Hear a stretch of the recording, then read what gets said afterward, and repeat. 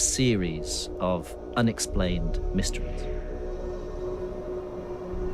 Structured and organized culture that very fast leads to like a totalitarian state. We really have to ask ourselves, where did this come from?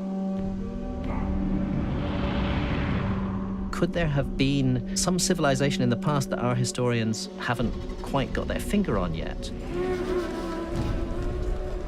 For the first time, the question is answered, what are the slaves used for?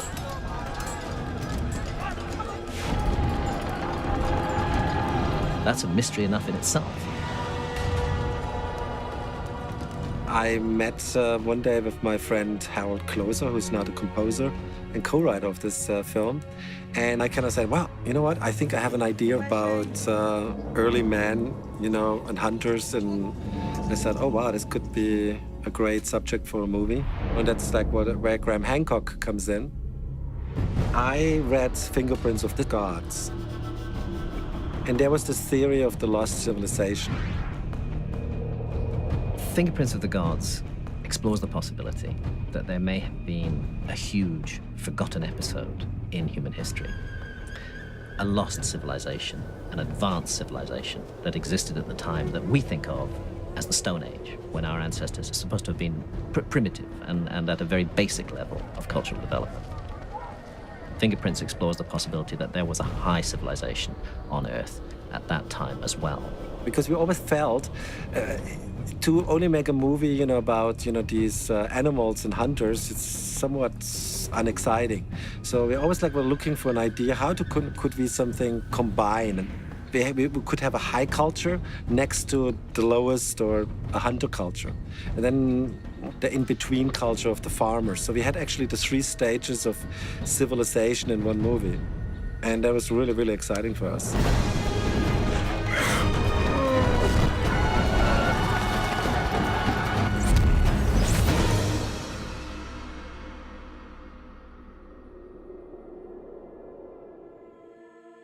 I know that Roland's read my books, and I hope that my work has had some part in influencing the way that he thinks about the past. What drew me to write Fingerprints of the Gods was a series of unexplained mysteries. One of them concerns the survival of maps from the Middle Ages, which show the Earth not as it looked in the Middle Ages, but that as it looked during the last ice age, more than 12,000 years ago. With modern science, we can have a very good idea of how the world looked during the last ice age. And it's really quite staggering to see those very different contours appearing on maps, the origins of which are lost in prehistory. You know, to map the whole world at any time is a hugely complicated task. It can only be done by a reasonably advanced civilization, which has shipping, which has instruments, which is capable of exploring the world in the first place. That's a mystery enough in itself, that maps of the world have come down to us from a time when nobody is supposed to have been able to do that. But then when we find that those maps are stunningly accurate, and that they show us the world as it looked thousands and thousands of years ago, we really have to ask ourselves, where did this come from? Could there have been some civilization in the past that our historians haven't quite got their finger on yet, which passed down these maps to us as a kind of legacy?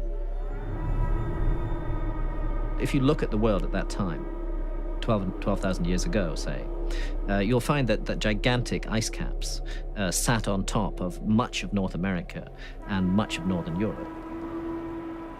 People living on the mainland at that time were indeed at a very simple and primitive state of development. They did hunt mammoths, and they did so with extremely primitive and basic tools.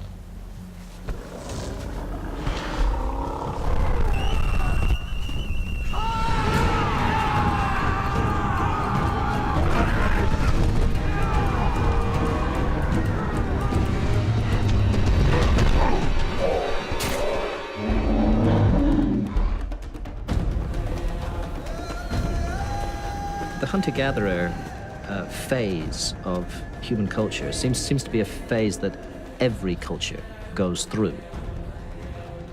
It was the predominant way of life on our planet for tens of thousands of years.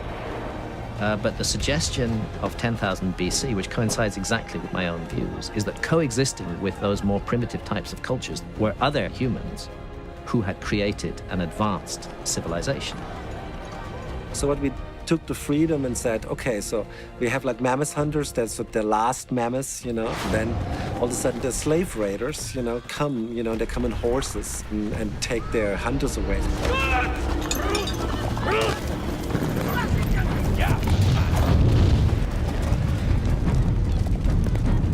So they have to go rescue the other hunters.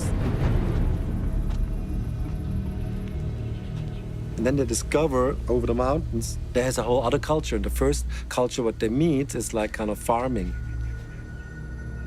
But farming means, you know, structured and organized culture that very fast leads to like a totalitarian state, which is more the higher culture.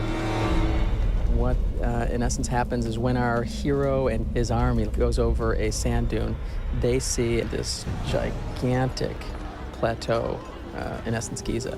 The pyramids, the building of the pyramids, and it's a great reveal in that for the first time the question is answered, what are the slaves used for? And it'll be fun to see one possible way the pyramids were built. It's a great counter picture to what we have in the first act, which is a tiny group of mammoth hunters with maybe 20 or 30 people. Now you have this gigantic civilization. Let's consider the Great Pyramid of Egypt. It weighs 6 million tons. It's got a footprint of more than 13 acres. It's 480 feet high. It's aligned to true north, south, east, and west within a tiny, tiny fraction of a single degree. It's been likened to opticians' work on a scale of acres. This requires observational and specifically astronomical skills because you can't get that kind of precision without high-precision astronomy. These are amongst the oldest gigantic buildings that have survived anywhere in the world. Now, according to Orthodox Egyptology, they're supposed to have been built around 2500 BC, 4,500 years ago. But when you go back to that period, you find there's no background for the pyramids. They just suddenly appear. You would expect to see hundreds, maybe even thousands of years of building up of skills and techniques to move those gigantic blocks of stone. That's not something that you learn how to do overnight. That takes an enormous buildup of skills, and we do not see in the archaeological record any evidence for that buildup of skills. These structures just appear out of nowhere, fully formed. To my mind, the Giza Plateau, the three great pyramids and the Sphinx that stand there are the most majestic, the most magnificent, and by far the most mysterious archaeological site to exist anywhere in the world. And despite 100 years of archaeology at that site, barely 2% of it has been explored. I think we've only scratched the surface of what is going to be found there. I think the whole hidden story of our past remains to be discovered, and the opportunity to recover from our state of amnesia and find out where we really came from and who we really are. How can men do such a thing to Father Manak? They are not men like Kaspaku. Then what are they? Some say they came from the stars. Others believe that they flew across the great water when their land sank into the sea.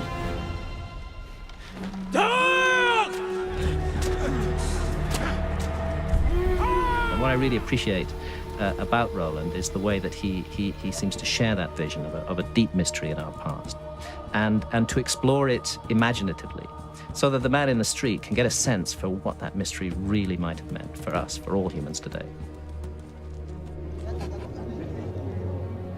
We researched quite a lot, but it is a work of art, and it has to be an interpretation of history. It's not real history.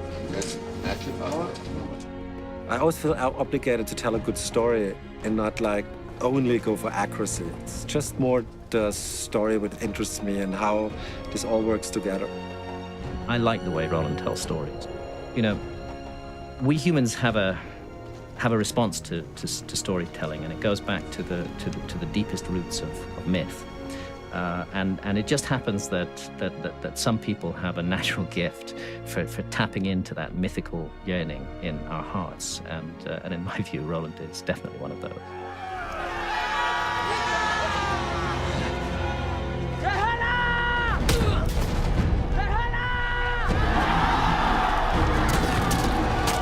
One question that you begin to ask yourself is, could we be the next lost civilization?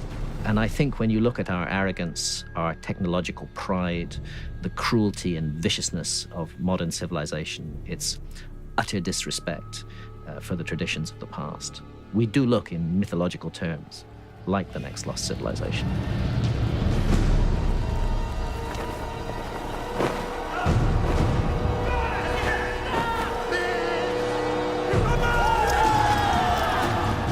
That's what the pyramids say to me, that a civilization can rise to an incredible level of advancement and fall and be forgotten, leaving almost no traces of itself, except gigantic monuments that seem to rise out of the mists of the past, with no context and no background, just mystery, pure and simple.